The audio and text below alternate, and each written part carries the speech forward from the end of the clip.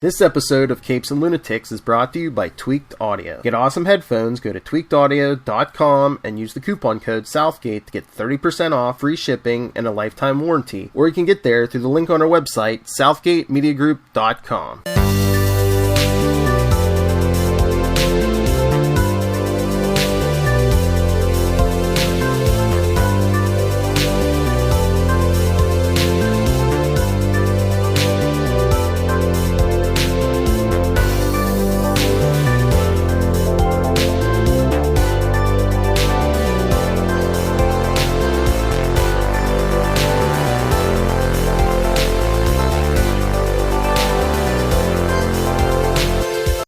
Me hearties, and welcome once again to Full Stream Ahead. I'm your host, Charlie, the Professor Esser. And with me, as always, is my skinny rich friend. It's Mozz. Hey, Mozz. Welcome once again back to the show, to the penultimate, take a drink, or take a vape, episode of WandaVision. Oh, man. Yeah, Season 1, Episode 8. Wow. Previously Wanda embarks on a troubling journey, revisiting her past for insight into her present and future. Our director, of course, is the great Matt Shakman. That's his name. Matt Shakman is our director. Our writing credits this week are for Laura Donnie, gets our written by. Jack Schaefer, of course, gets our created for television by.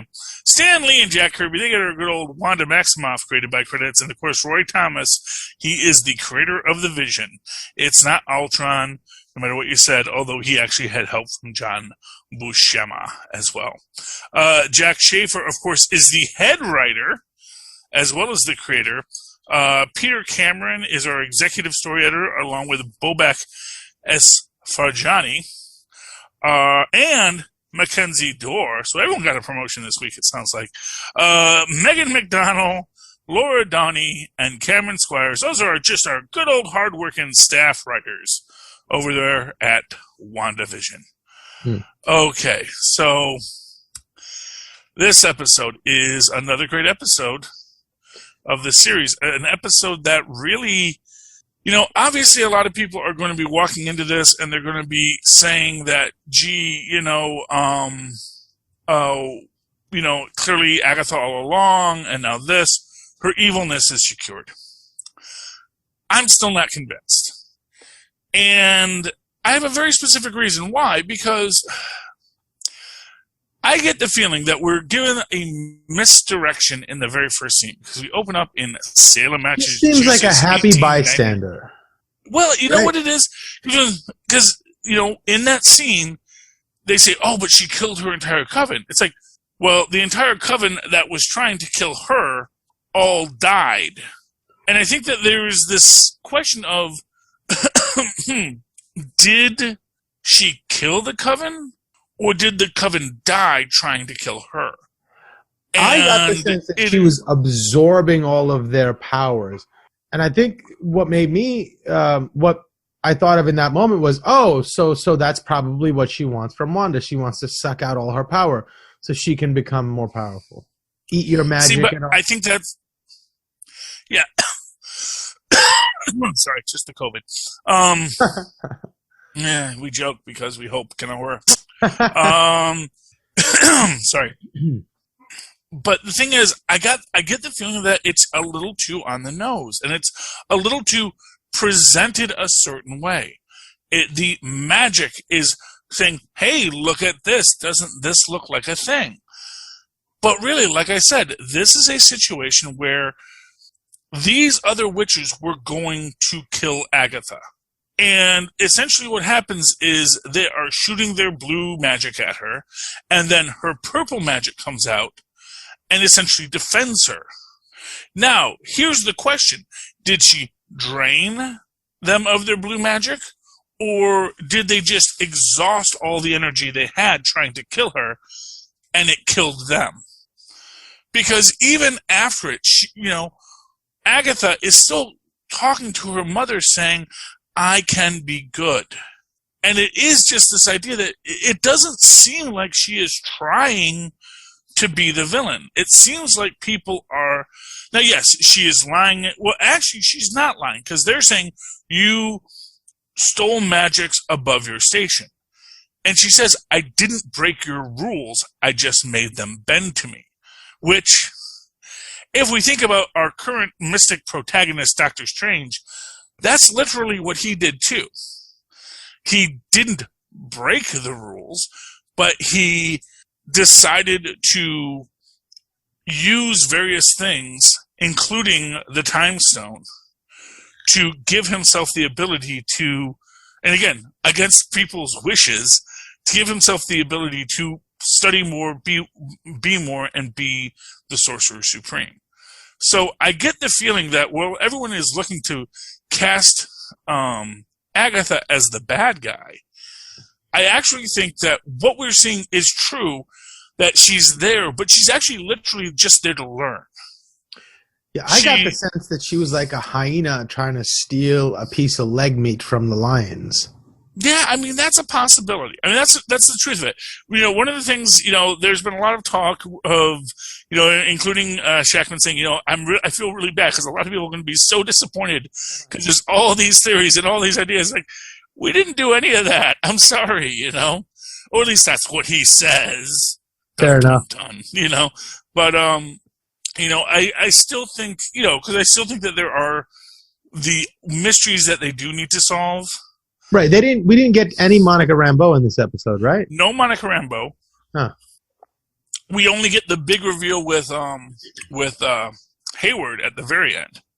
And again, that's what I said. It's like, to me, if anyone is the villain, it is Hayward is the villain. Because Hayward is clearly manipulating Wanda when they have their meeting, because we do see that here. We actually see, sure. And then we see that Hayward manipulated everyone else with what actually happened at that meeting. Absolutely. But I always got the sense that he was just getting the job done, telling people what they needed to hear so the job could be done. And I think at heart he's doing it for patriotic reasons, for reasons. I mean, he might be misguided, but I don't think he's doing it for evil reasons. I think he thinks he's doing it for the right reasons. Yeah, I mean, I guess, and that is the, you know, I mean, that's the classic question. If I do bad things, but because I really want it to be good, because I have a good intent. I mean, but this is, that is literally... I think when you use the word evil, it implies sort of like, you know, well, I mean, that you're doing something bad. Here, I think it's again, much like maybe Agatha is a bystander in this situation. He just has to deal with it the only way he knows how. Well, I think that the situation is that literally every supervillain says it's for the best. You know, Dr. Doom doesn't want to be an evil dictator, even though he is. It's just that's the only way you fools will listen. You know, and that's the thing. It's like, yeah, I see what you're saying, but I mean, like when you say evil, you think of like, you know, people robbing banks, raping and pillaging. You know, well, that sort of thing. You know, you don't have like a justification for that, but for like, I mean, maybe I'm not. I will say this, as a fan of cowboy narratives, I will tell you that the gentleman bank robber is a very real trope. And so the idea of the guy but who to likes... me, that guy I could see as being evil, you know. Well, I mean, yeah, a bank robber could be evil. A bank robber usually but is that's evil. certainly, I'd say, more evil than what Hayward is doing, if he's doing it with the intention of saving humanity. Well, but that's the thing. Is he doing it for the intention of saving humanity, or is he just trying to get the bigger bomb? And that's the thing. And this is what I said, and this is why, like, to me, the real money after the snap was people trying to figure out how the snap worked, how to re-snap, and how to snap other people when they get in your way later, to have a snap gap, if it were. And for what it's worth, I get the feeling they were doing a lot of snap research prior to this because of the device. Yeah, because of the device they had at the end that is able to essentially take Wanda's energy to feed it back into the actual Vision body. Now that part was a little goofy to me. I mean, well, you know, but right, but Yeah, I mean, fair enough. It was a little weird, but it shows you that essentially they knew enough about these energies that they could pull this off of something that was residual. You know, and you'll remember that they actually had some of these residual energies on what's her name, Monica's clothes too, that they also had stored away, but maybe they didn't have the device to put it into yet, and that's why literally what they like. Okay, because I don't want to get too far ahead, but really, from what we see in this episode, it seems very clear that Hayward had a plan. Mm-hmm. Hayward's plan was to get Wanda to use her powers to reanimate the Vision so that the Vision could be used as a sentient weapon. Against superhumans. Against his enemies, whoever they might be. You know, and that is the thing. It is just this idea that, you know, he clearly knows enough to get this person to do this thing for him. That he knows enough about the science of it that is what he's asking.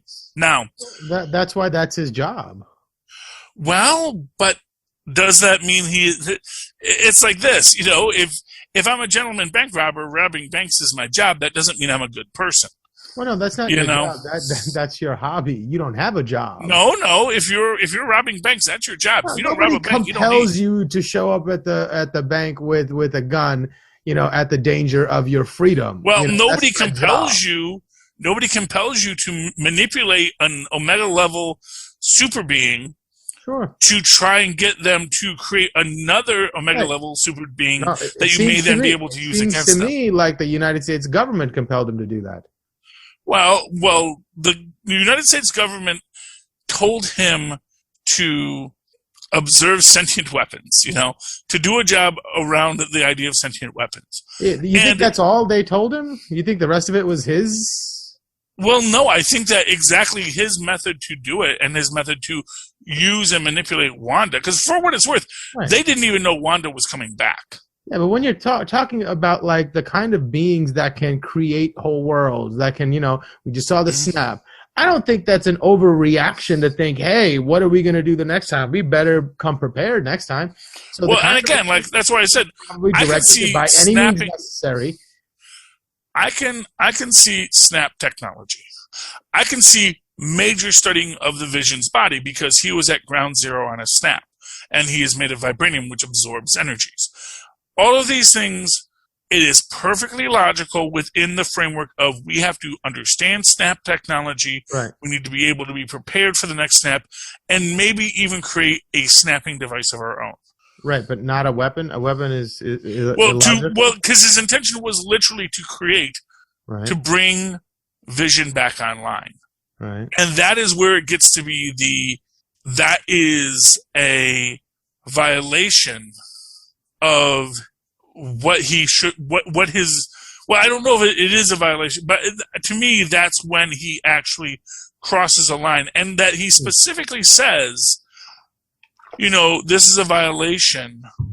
In fact, he actually even suggests, so he lies to everyone on his team to say that Wanda stole Vision's body.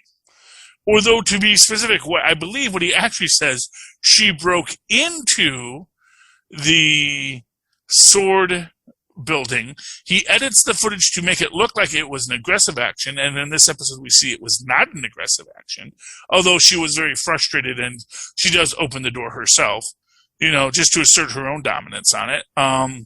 Although, again, I do find that interesting parallel, again, with Monica Rambeau being made to wait when Hayward knows they're there, knows what's happening, but is intentionally putting them on their back foot. The difference is that the only reason Wanda isn't going in is because she is being polite. She is showing, I am not a crazy monster. I am actually a sane woman who wants to understand what they're doing with my husband's body.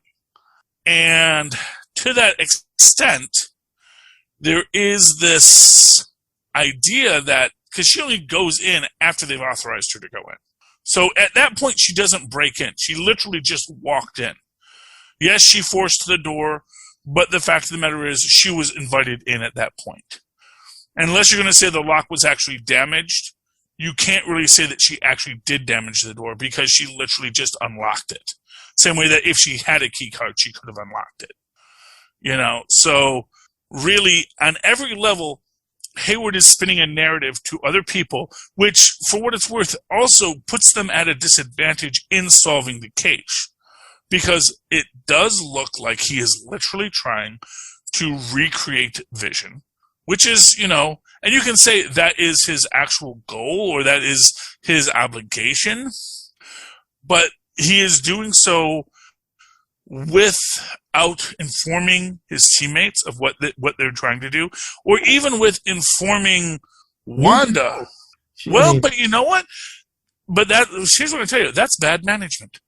I don't think so. He's getting the job done, you know. And Not really. He cost an entire town, and it only happened because Wanda had this breakdown. But for years they've been trying to get Vision back online. Put this guy on it. We got Vision back online, man. Well, no, actually, this guy has been mission accomplished. This guy has been on it for 3 years at this point, right? Hey, and he got Vision back online. Well, only. You know, not a bad. I mean, again, I'm not. Like I said, I don't think you can argue. I don't think you can honestly argue that his method was the most practical. I would say that the actual best method would be to have reached out to Wanda and to say, you know, we have Vision's body. We actually think you could help him. You could heal him. Sure. That you have this power, and we would like you to do that. Hey, you know, and that might have actually. To look at, you know, what we could have done, but like. Reality in fact is he got his vision. Well, he has a vision, and that vision, it's probably for all we know, could be Ultron. Probably better that way. Well, yeah, because it's a non-sentient weapon, basically. He's just. It's an AI that he can point and click. Except, again, as I always say, you know, the problem with a sentient weapon is, you know, an AK-47 can't pick itself up off the table and start shooting people. Right. You need a weapon that you have. But I mean, control as over. bad as a situation as that sounds, I mean, I'm still firmly of the opinion that a being of that level walking around is way bigger of a threat than and it's perfectly understandable to consider that person such a gigantic threat that lying to your teammates would be acceptable to accomplish a goal of. Well, which one, humanity. Vision or Scarlet Witch? Scarlet Witch. You think okay, but yeah, see, I okay, and that's fair. That's fair. Let us simply say it isn't the superheroic way, and we can for sure not. We can leave it at that, you know, and that goes to the question about whether or not your ear, putting sand in your face kind of technique, but yeah, sometimes you need it. Yeah, fair enough. But anyway, I don't want to get too bogged down in the end of the episode because we actually get a lot at the start of this episode. Fair enough. Including, we get the first implication that Wanda did have powers before, that she actually was able to cause a hex, a probability hex, that an untrained person, but just with so much magical potential, that she caused the bomb not to explode, you know, and that is because as is pointed out, you know, Stark bombs, for whatever else they do explode. Even the one that did land and didn't go off immediately next to Tony Stark in the movie does blow up. Right. You know, it didn't detonate on impact. But do we know that after Wanda left the area, if it blew up or not? Well, we don't necessarily know. Position? Is it still just a theory saying, "Hey, maybe she prevent"? Is that all? Well, no, because Agatha specifically says it's a probability hex. Oh. So Agatha says, so here we have a baby witch. All right, fair enough. You know, so she is basically observing this. And to this extent, you know, you actually also have that first thing where Agatha is trying to understand, and this is where I get my point of I don't think Agatha is doing something malevolent towards Wanda. She is being, and the way I like to think about it, it's like if you were dealing with a very dangerous, mentally ill person, but that you had to deal with. And the thing is that sometimes you've got to force a reality test on them. You sometimes have to talk them through things. But at the same time, the assumption that because here's the thing, if she just wanted to steal her power, her raw power, she has her locked in her little dungeon. And she says, only I can do magic here. But it's clear that it's not, she doesn't just want the power. She wants to know how she unlocked the power. Because as she says, how do you not know the basics? How do you not know that these runes mean only I can cast magic in this circle? It's clear that she is trying to understand what's going on. And I think if it was just Worthy has gotten their hands on this power, which is something she has probably been seeking for a very long time. Well, but She's again, like, how dare you? You don't even know what you're doing. How does it end up in you? Give it to me. It belongs to me. I mean, maybe, or maybe That's what it's. I mean, yeah, that's the thing. If you want to assume, and this is something, I tell people this all the time, never assume the negative unless someone is being actively negative. I'm just saying that's what it looks like to me. So I'm not assuming you swear that. I'm just saying that's what it looks like to me. Well, yeah, and to me, as a storyteller, I say it looks like someone wanted us to see that. Fair enough. Someone wanted us to see this situation in this negative light. And again, I could be completely wrong. We may get a cackling, it really was me all along. I am Agnes and I am evil, blah, blah, blah. That could be how they end it. I just think, like I said, I don't think Agnes is the big bad. I don't think so either, but I think it'd be easy to relegate her as just like a side story that allows you to be occupied with something so you don't see who the bad guy in the background is doing the other things that have nothing to do with her intentions. Yes. Right? Actually, I have a theory of who is really behind Westview, really behind everything that happened, and why Wanda really doesn't understand why it happened. And it goes back to the episode we saw of, what was it called? Now in Color, which is that when Wanda starts to express her pregnancy, her powers start to fritz. And things start happening that she can't control. And the thing is that when that happened on Bewitched, it was largely suggested that this was what Tabitha was doing. That Tabitha, the baby witch, the unborn witch, was the one who was making her powers go on the fritz. That it was this baby within her. And that leads me to this secondary question, which is, was Wanda pregnant before the snap? And by Vision. Vision, as Paul Bentley has told us, has a penis. It is purple and it is magnificent, he says.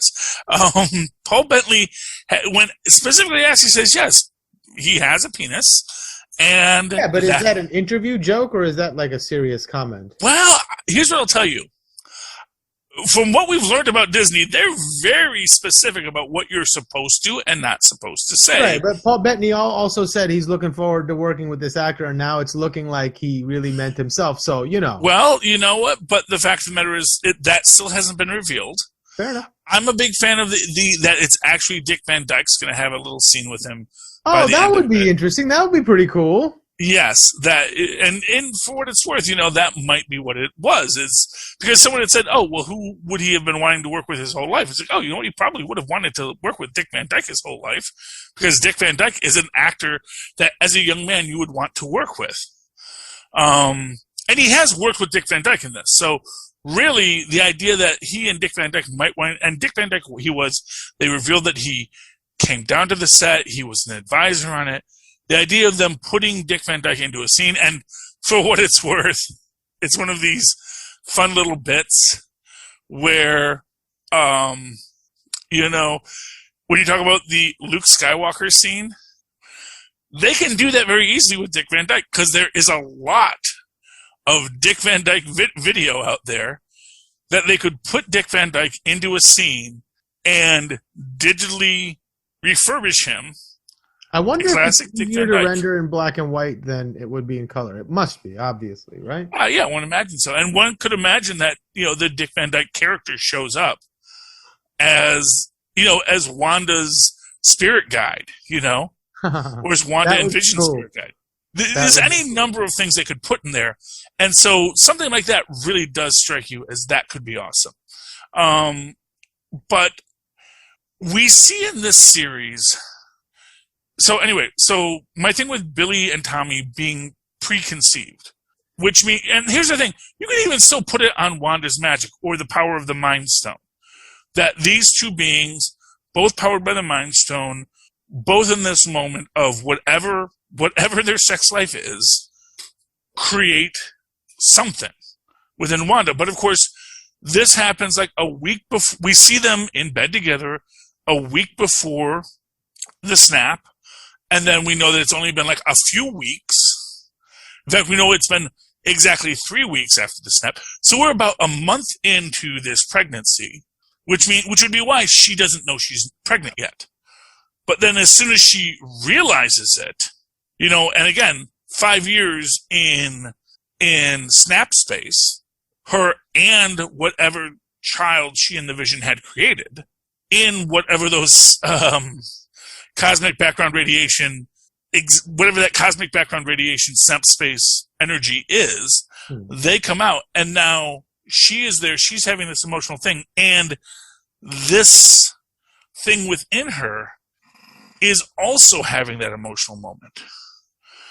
And that is why when they go to, so if you haven't seen the show, I'm sorry if we're jumping around, but so we have this thing where we find out that Vision had bought them a plot of land to build a house.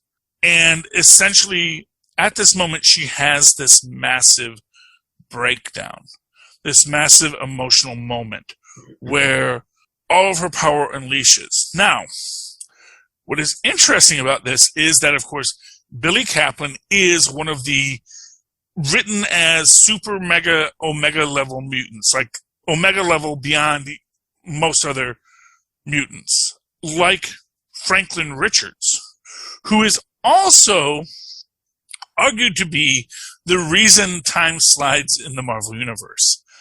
That time kind of moved on a very linear path for the first few years until Sue Storm gets pregnant with Franklin, and then immediately time starts to grind to a halt and starts to slow down.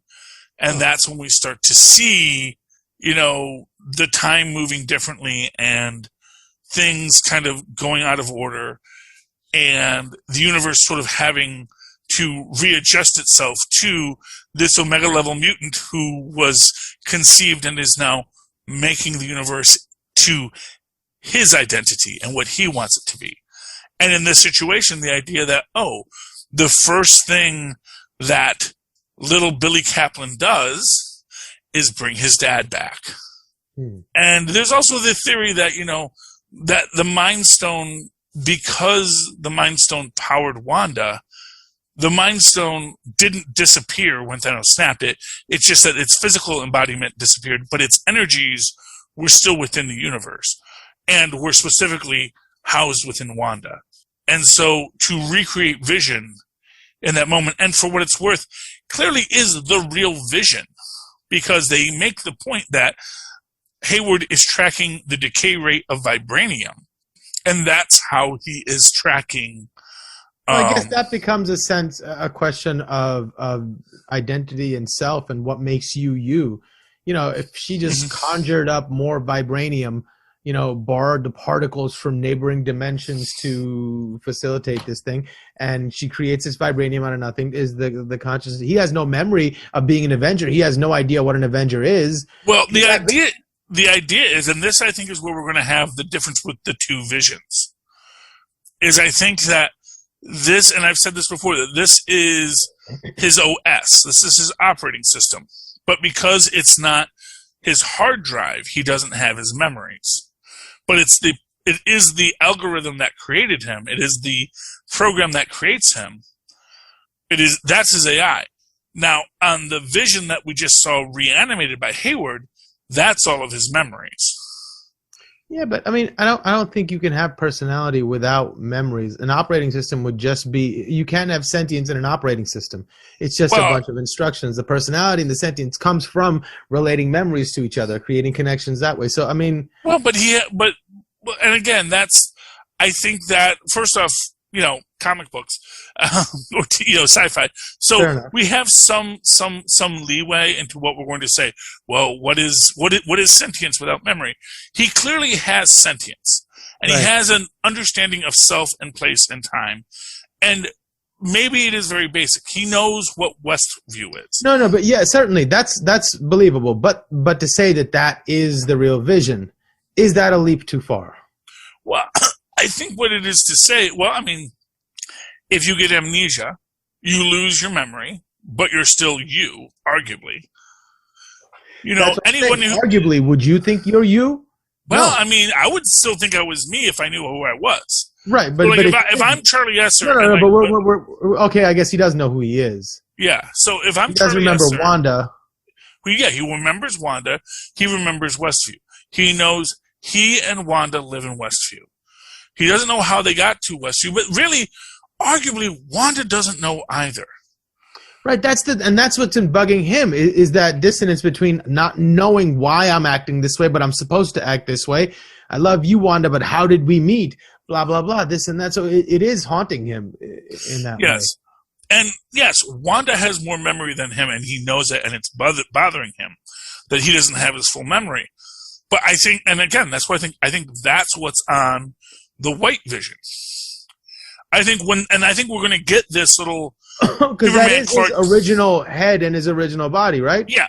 So those all memories might be in there, is what you're saying. Exactly.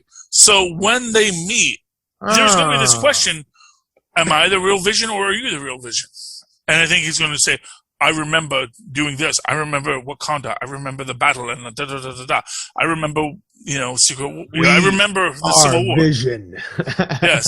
Well, but that's the idea. Is that really? Now, here's the question: but here's the thing: is if they're superpowered visions, are they going to fight, or are they going to logically just say, well, clearly I have a part that you're missing, you have the part that I'm missing.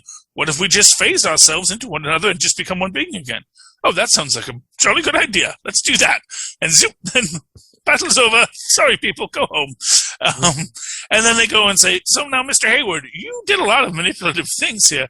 That was not very nice of you. Which would be a very anticlimactic ending unless there's more to come. And that's always the thing. And my thing with Billy is, why I think Billy was the one causing it, is that we do see that that is when Wanda can't control the illusion anymore, because Billy is gaining sentience. So when Billy first just on an emotional level triggered this in his mom, in the same way that a baby might kick and she feels it, or mom gets a craving, or mom, has the urge to nest, as they said, then it's just the baby making her body do something that she doesn't consciously necessarily want. Once the baby starts to gain its own sentience, now the baby's making things happen. And then once the baby that was flipping the controllers, that was him when the kids were sitting there playing video games and their controllers kept going through decades and phasing from time to time to time, from a Nintendo controller to an Xbox controller to a... No, I think that actually literally has to do with Wanda expending the hex. And that now there's so much energy being expended. No, but it's one thing, because he walks up, all these things are happening, and he comes up and says, Mom, my head is really loud, I don't know what to do. Yeah. And that's when those things were going crazy in that moment. I mean, it might be. It might be this fact that he and his brother are having this conflict, and that's causing him to have trouble controlling things too. And it is just this, and we'll actually notice that, when we get to the Malcolm in the Middle episode, the Halloween Spectacular, it is actually Billy who does the fourth wall break. There are so many levels on this that we really have no idea, because someone is broadcasting this. That's the thing. It'd be one thing if it was just a fantasy world within the dome, but it seems to be that it is creating this specific signal out. And it's editing the signal to a certain intent. Yes. And we don't know now, and that's the thing. It's like maybe Wanda is the editor, and that's sort of the thing, that's an interesting idea in that, which, when we think about a TV show, there are all these people who work on it. So there is a director and a producer and, a writer and an editor who fits pieces together for whatever reason to tell a story. And that is, so who is the editor? That's really the question. We don't need to know who the author is. We should want to ask, who is the editor? And maybe that's Dick Van Dyke's character, Maybe Dick Van Dyke is the man thing. That'd be hilarious. That would be great. I mean, there's so many things you could do with this. And like I said, Dick Van Dyke, he's still a very active and spry 970-year-old man. I could absolutely see him showing up in here, and it would be a really great cameo just to have that. Another fun fact in this, because of course we get that first scene in Sokovia. When they do, that's the first place they go back to. The episode that they're watching of the Dick Van Dyke Show is It May Look Like a Walnut. And this is a reference to an episode of Dick Van Dyke where essentially Dick Van Dyke has a horrible, horrible dream where the Earth gets invaded by aliens who take other people's shapes. And that's sort of like, oh, well, that's an interesting relationship to, the secret invasion. We know that is coming. The secret invasion that may be a part of this, because we do know, we've already seen a couple of possible Skrulls, right? I mean, well, that's the thing. Are they Kree? They could, really, Hayward could be a Kree. And that's a whole other thing. I mean, that would be the big twist, is Hayward reaches out to Kree Central Command. Like, yes. So, now see, then I would say, okay, fine, he's evil. Mm-hmm. Or just doing what's best for the Kree Galactic Empire. Right, no. But if the character of Hayward would be considered evil because he's not representing the ethos that he's representing, that he's publicly on the face of. Like he's doing what's best for the world, but what's but that's not in this case who he's working for. So it's like in that case, then it would be like he'd be a double agent. Then he knows he's doing something wrong. Here, I don't think he knows he's doing something wrong, right? Yeah, and again, he thinks he's doing. Let's say I won't say that he doesn't know he's doing something right. I will say he thinks he's doing the right thing. Right. Whereas from a relativistic perspective, of what's right for us versus what's right for them. From our perspective, we're looking at it in that sort of lens. I don't think he's evil. But if he was working for them, then from our lens, he would definitely be considered evil. Well, that's how I would delineate it. Although that's my favorite Dormammu quote. Or a quote about Dormammu, which is when Doctor Strange first encounters Dormammu. He says, he is evil, but only by our mortal moral understanding of that word. Mm-hmm. And of course, Dormammu is another person who has been brought up in this because Dormammu's magic is purple and was described as dark magic. And it is this question, is Agatha a natural conduit to the dark dimension, but does that mean she's evil? And that's that weird middle ground, because, as I will point out, all magicians use the magic of Cyttorak. And in fact, in recent things, they have Doctor Strange invoking Dormammu left and right. So using that magic, that energy, that's just a tool. It's not whether or not you're using that tool. It's how are you using that tool. In fact, as was pointed out, the Ancient One was using that dark magic as well. And so I really feel that is this idea that there is this magic that is not bound to a moral structure that people are utilizing for their purposes, but that other people get real judgmental about. That's not the kind of magic you're supposed to use, but that's the magic that spoke to her. That's the magic that she could feel and see around her. And so, like Mordo, who is a villain in Doctor Strange and is looking to stop magic users, her coven is like Mordo.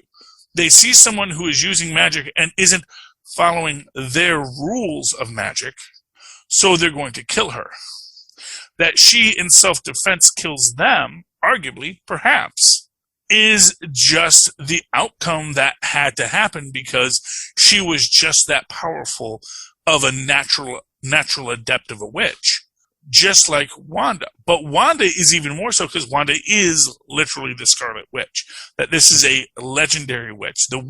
Witch was her mom that before? Well, in the comic books, it's sometimes now said that. I mean, it's very... the point that she was like the power crown was on her head. Oh, yeah. Well, she has the blue power crown, yes. And that crown seems to be a magical sign of importance in the witch community. And as people pointed out, that after Agatha's mother dies, Agatha doesn't have the crown. So that crown is something that you don't just get. It's not just power-wise, it's something which is else. what makes me feel like she's terribly jealous of why Wanda has this power when she thought it was hers by right of by birthright. Yeah. Well, I mean, that's a possibility. And by, like, what's the Klingon term for taking what you kill, Mm-hmm. But the thing is, if it was going to... It's a question of what does someone really want? And it goes down... I mean, for what it is, it goes down to go with Shazam, it goes down to those 7 deadly sins. Are you here for jealousy? Are you here for envy? Okay. Are you here for gluttony because you just want more and more? Are you here for pride, for envy, for anger, for wrath? What are the things that are driving you? And if what is really just driving you is, honestly, knowledge, which maybe that is it. Maybe she is just trying to get knowledge. So that's what you can put best motivation, just like you want to put on Hayward. You want to put best motivations of patriotism and doing the job that needs to be done. You can put on Agatha best intentions of just wants to know what's going on, wants to know how she has this power, realizes that, you're basically a living atom bomb, and you have no training whatsoever. This is a bad combination. Oh, and you just made another little atom bomb because he could tell he couldn't read me, and he's like way more intuitive than you ever were. And like, you think you're the Scarlet Witch, but really this little guy is so much bigger. And this little guy is young enough, like a youngling, like a proper youngling, to be able to train. So I think that there is an aspect of this where, because again, it's not like she killed the children. She clearly didn't. She didn't make them disappear. She captured them, and even now, she has them in a situation where the children are being restrained, but she's still trying to talk it out with Wanda. That's why I think there is more to it than that.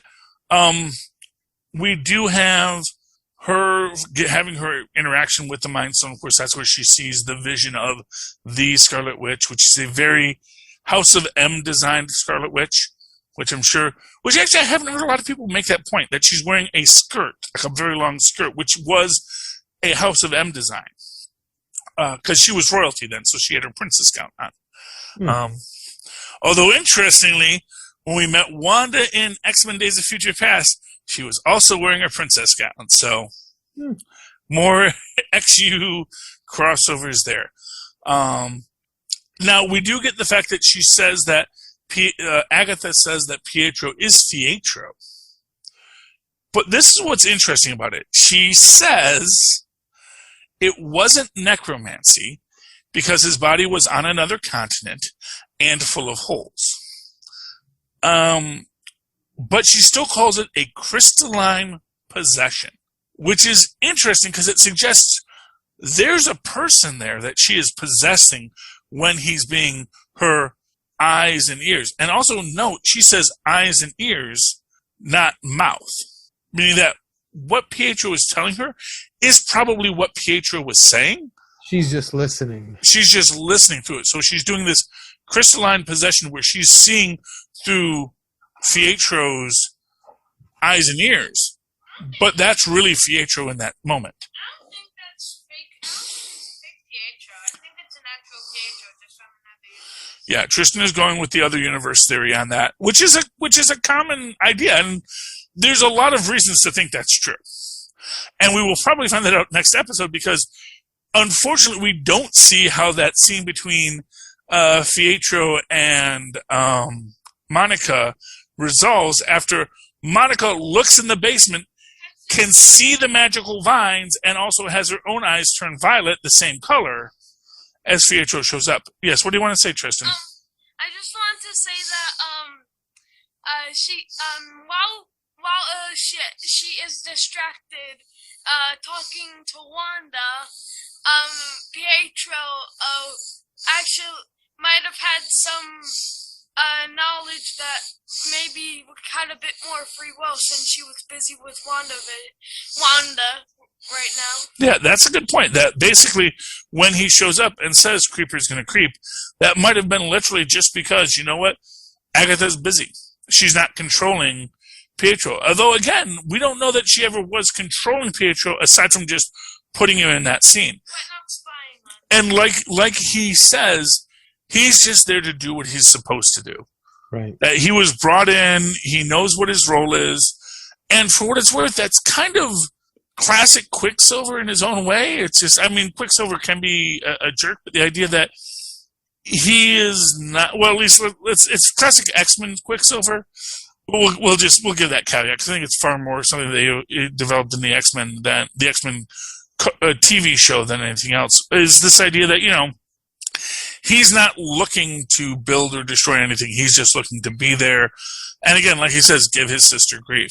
Because this is all about grieving, and this is all about Wanda's processing of her grief. And arguably, if my theory holds true, Billy's processing of his grief of having so much taken from what his life should have been. Because, you know, who knows exactly what we're dealing with here. Because, yeah, I mean, does he even have a father to think about? Well, he knows. I mean, maybe he does. Maybe he... And that's the thing. Maybe, you know, this idea of like, oh, it's just she has that they're tracking vibranium, but also within the concept of the story, Scarlet Witch literally says their dad is the Vision. They have inherited, you know, he's made of vibranium. They have inherited thick skin.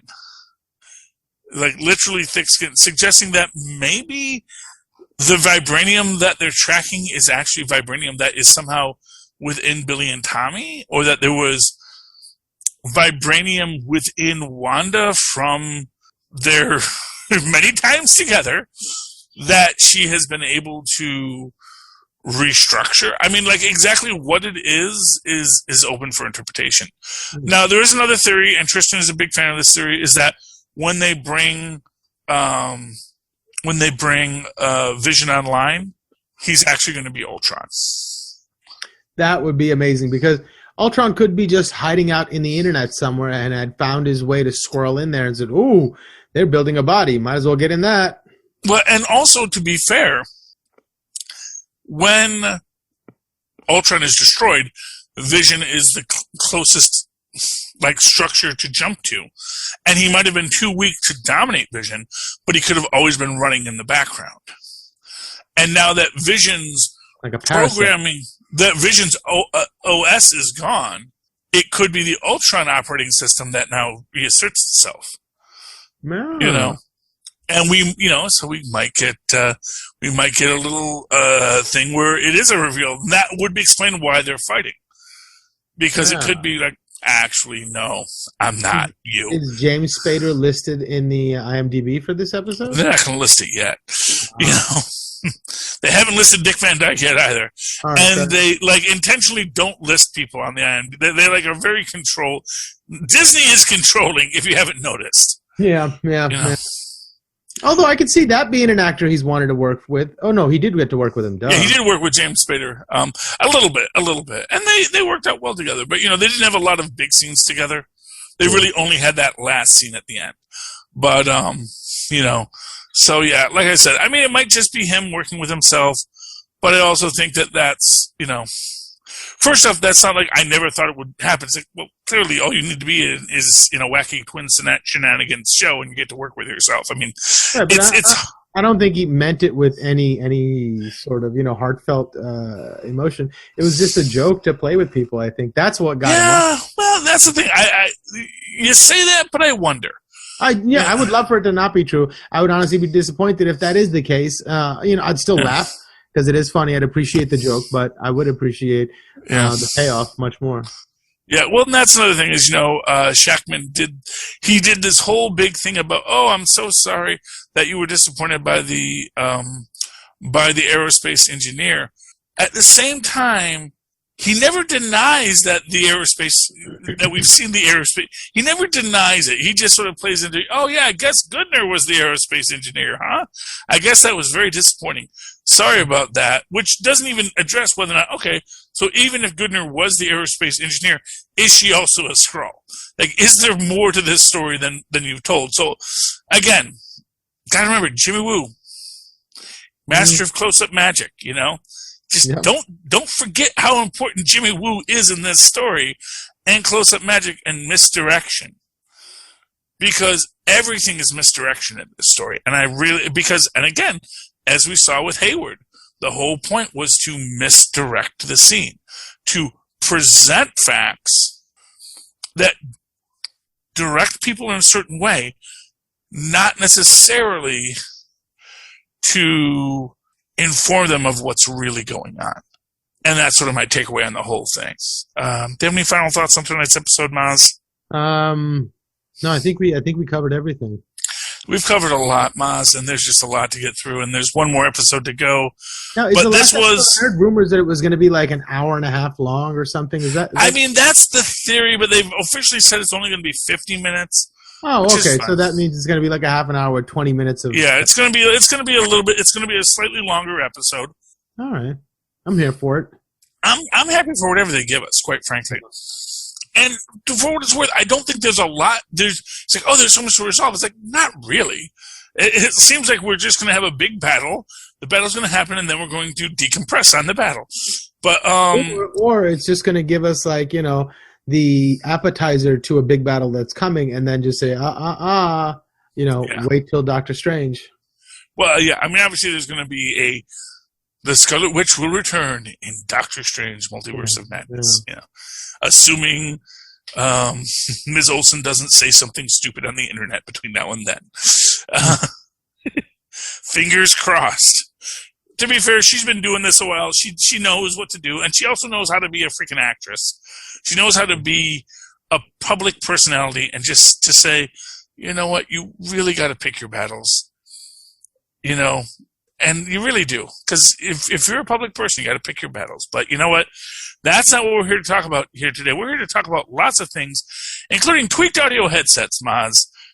See, you never wear the headsets, and that's why I think sometimes you don't hear what I say and why you disagree with me, because if you could only hear my flawless logic, you would say, of course, Charlie, how could I disagree with that?